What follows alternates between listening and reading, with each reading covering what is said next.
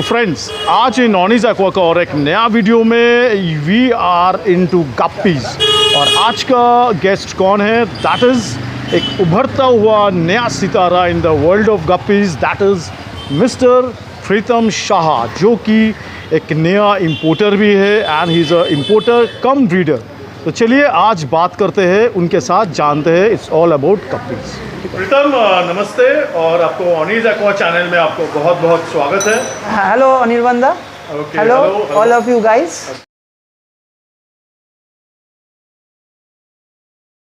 अच्छा, तो प्रीतम ये ज़रा जानना चाहेंगे कि एक जो नया गप्पी का हॉबिस्ट है वो किस तरह से अपना नया जो गप्पी का टैंक है और फिर गप्पी कीपिंग वो किस तरह से करेंगे, इसका आप पूरा डिटेल एक नया हॉबिस्ट को थोड़ा दीजिए। जो लोग नया स्टार्ट करना चाह रहे हैं, गप्पी बहुत अच्छा एक स्पीसीज़ है, आप कर सकते हो।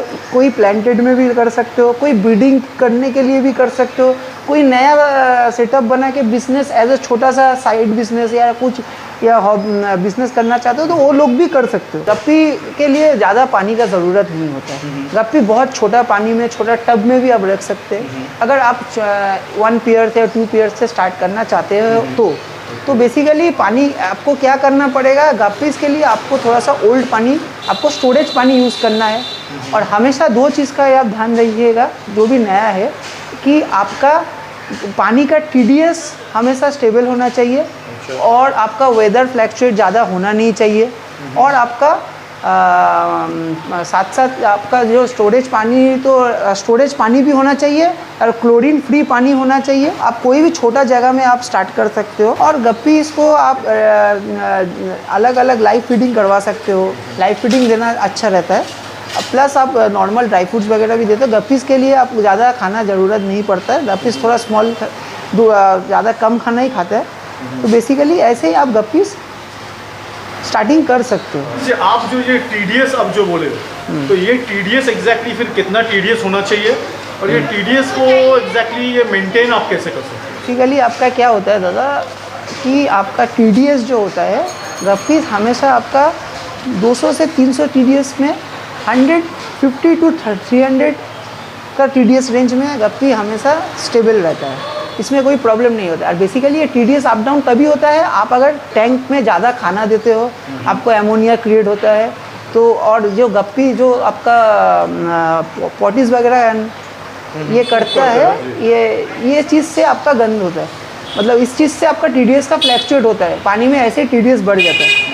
तो आपको क्या करना पड़ेगा, आप अगर स्मॉल जगह में कर रहे हो तो कम से कम आपको 2 दिन बाद थोड़ा करके, अगर अच्छा होता है कि आप अगर डेली थोड़ा थोड़ा करके सक्शन करके नया पानी ऐड करो, तो उसमें क्या होता है आपको TDS मेंटेन रहेगा। और अगर आप डेली नहीं कर सकते तो मिनिमम आपको 2 डेज़ बाद आपको नीचे का जितना आपका एमोनिया एंड ऑल है सब आपको क्लीन करके नया करके आप पानी ऐड कर सकते हो। तो ये आप बोलना चाह रहे हो कि एक दिन ना सही, हर 2 दिन में क्या ये वाटर चेंज करना ये क्या मस्ट है क्या?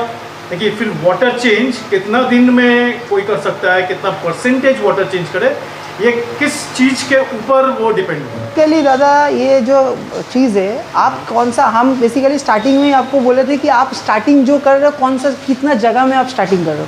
अगर आपका छोटा जगह होगा तो आपको ये TDS चेक, जगह यानी आप टैंक साइज में, टैंक साइज 1.5 फुट का टैंक, अगर 1.5 फुट का टैंक है, 1.5 फुट, 2 फुट मिनिमम, आपको अगर 2 फुट से स्टार्ट करना चाहते हो तो 2 फुट के हिसाब से मैं आपको बोल देता हूँ। 2 फुट टैंक में अगर आप हमेशा बेसिकली अगर आपको 2 दिन बाद अगर आपका फिल्टर लगा हुआ नहीं है तो कम से कम आपको 2 दिन बाद सक्शन कर लेना अच्छा रहेगा। तो आप क्या बोलना चाह रहे हो कि बिना फिल्टर का भी गप्पी हम लोग रख सकते हैं? एग्जैक्टली, गप्पीज़ के लिए फिल्टरेशन का ज़रूरत नहीं होता है। अच्छा। जो इंडोर में, बेसिकली मैं इंडोर में करता हूँ, मेरा आउटडोर में नहीं करता हूँ। अच्छा। तो बेसिकली फिल्टरेशन का ज़रूरत नहीं होता है। हाँ, अगर आपका वेदर फ्लैक्चुएट हुआ तो बेसिकली क्या होता है, आपका गर्मी का टाइम, अभी हम लोगों का जैसे कि हम लोग कलकत्ता में जो होता है कि आपका अभी टेम्परेचर बहुत ज़्यादा हाई फ्लैक्चुएट हो जाता है, कभी कभी बारिश होना, कभी कभी है।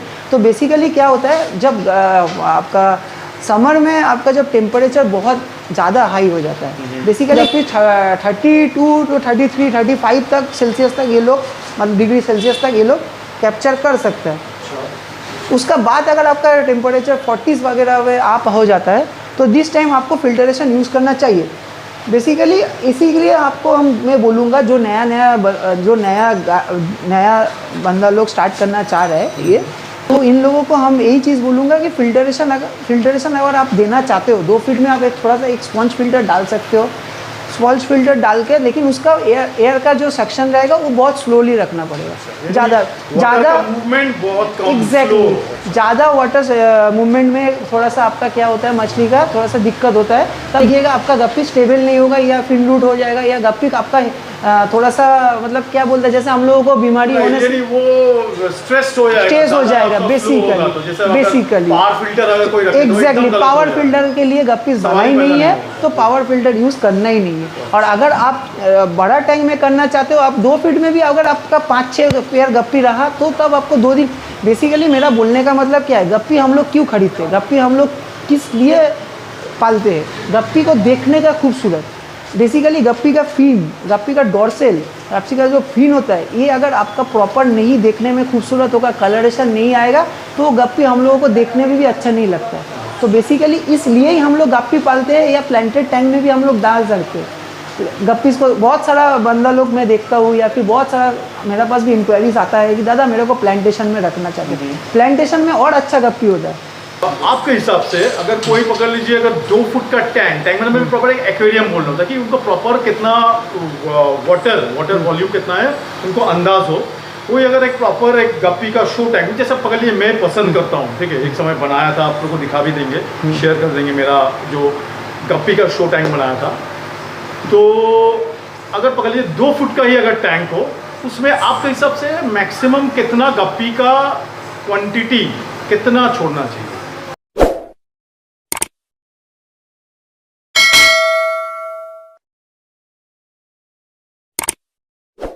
मेरा हिसाब से दादा आपका 2 फीट का टैंक में आप 4 पेयर तक गप्पी रखो, 4 to 5 pairs max to max. 4 to 5 pair मतलब 10, उससे ज़्यादा नहीं दादा, क्योंकि ज़्यादा ह्यूज क्वांटिटी होने से उसमें खाना आपका ज़्यादा जाएगा, एमोनिया क्रिएट होगा, तो और आपका वो आपको तब 2 दिन बाद आपको क्लीन भी करना पड़ेगा। आज स्पॉन्ज फिल्टर गप्पी को आप बिना 1 हफ्ता में भी रख सकते हो, लेकिन उसमें क्या होता है, उसमें आपका रॉट होने का चांसेस हो जाता है, बेसिकली इसलिए क्योंकि उसमें क्या होता है, एमोनिया उस टाइम TDS जैसे एमोनिया आपका क्रिएट होना स्टार्ट हो जाएगा आपका टैंक में, तो ऑटोमेटिकली देखिएगा कि आपका पानी का TDS भी बनना स्टार्ट हो जाएगा।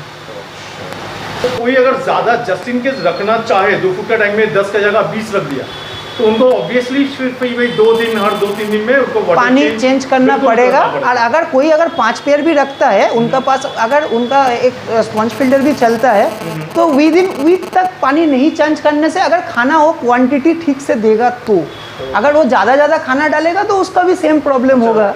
और कितना बार दिन में खाना देना चाहिए और क्या खाना देना चाहिए आइडियल? मेरा हिसाब से दादा हम भी 2 टाइम ही खाना देते हैं, ठीक है, 2 टाइम, क्योंकि गप्पी को क्या है, मैं आपका दिन में फ्लेक्स वगैरह देता हूँ, आर्टिमिया फ्लेक्स हो गया, स्पिरुलिना फ्लेक्स हो गया, कुछ ड्राई फ्रूट्स हो गया, स्पेसिफिकली फॉर गप्पी, नॉट जैसे कि आपका दूसरा मछली का खाना हम यूज़ नहीं करते। अच्छा, जो गप्पी स्पेशलिस्ट खाना होता है वो कोई खाना का हम लोग काइयो यूज़ करते हैं, फिर हिकारी का फैंसी गप्पीज यूज़ करते हैं, फिर आपका अभी मार्केट में बायोफिन्स का भी बहुत सारा खाना निकला है, रॉयल्स का भी खाना आया है, जो लोग वो भी यूज़ कर सकते हो। आपका आर्टिमिया फ्लेक्स, स्पिरुलिना फ्लेक्स, ये तो है ही, ये सब हो गया आपका फ्लेक्स में और ड्राई फ्रूट्स में।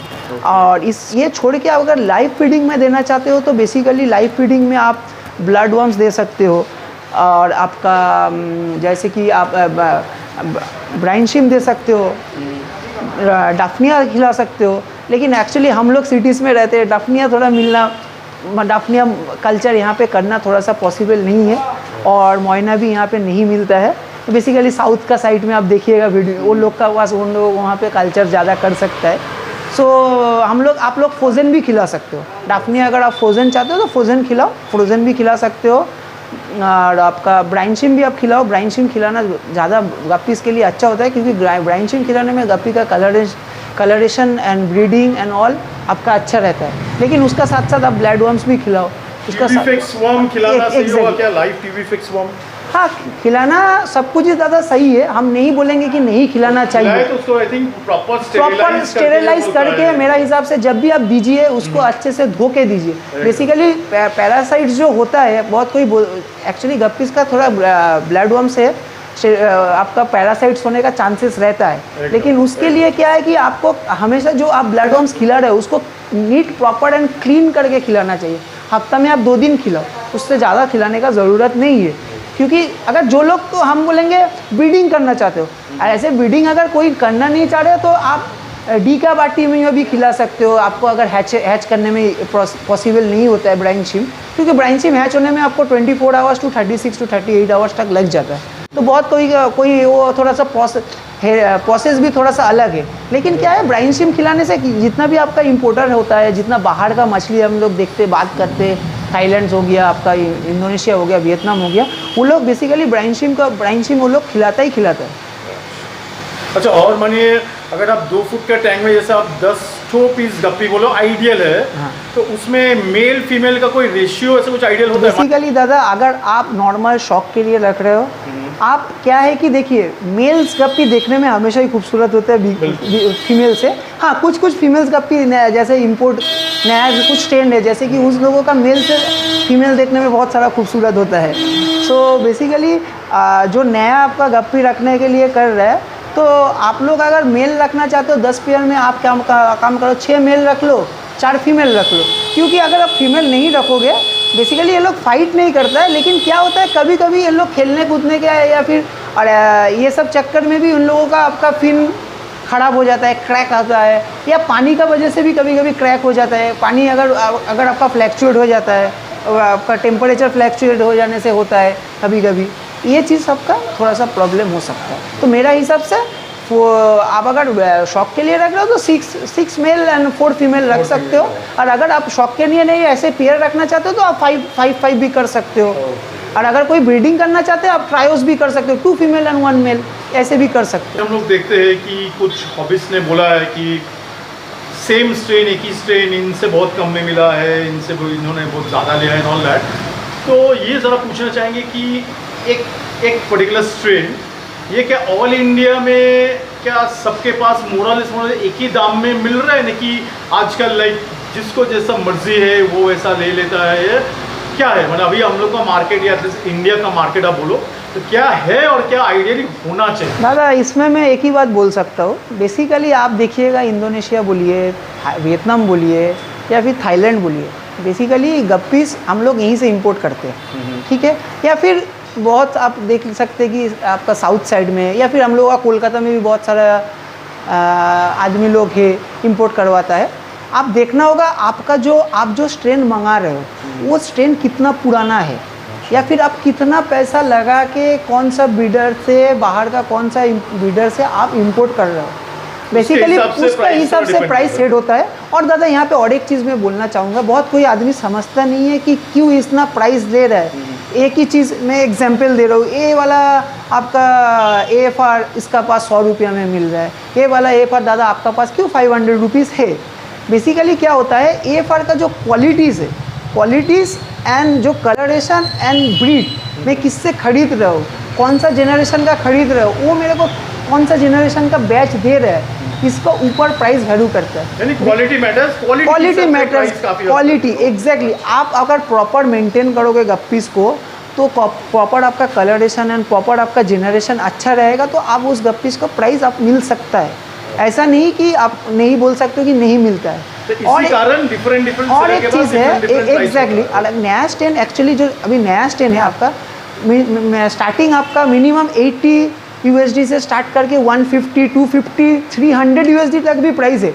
लेकिन हम लोग भी जानते हैं कि इतना महंगा वाला इंपोर्ट करवा के हम लोग अगर यहाँ पे ब्रीड करवा के, बहुत सारा कस्टमर्स होता है या न्यू कमर्स भी होता है, ये लोग उतना अफोर्ड नहीं कर सकते। और बहुत कोई होता है कि अफोर्ड कर भी सकता है, लेकिन हम लोग क्या करते हैं, एक नॉमिनल रेंज में रखने का।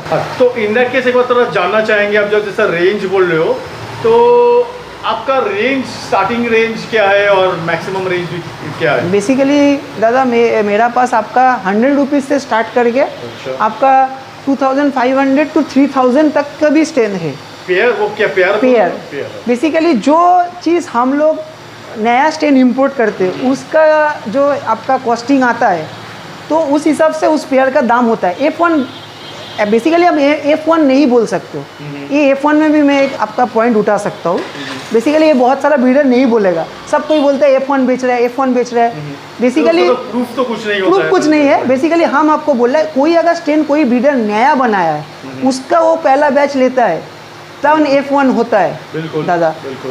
क्योंकि आप जिस ब्रीडर से ले रहे हो वो आपका 5th जनरेशन भी हो सकता है, 6th जनरेशन भी हो सकता है। वो चीज़ आप अगर इंडिया में ले आके आपका प्राइस ब्रीड हो रहा है बोल के आप उसको F1 बोल के किसी से 1500, 2000, 2500 बोल के नहीं ले सकते।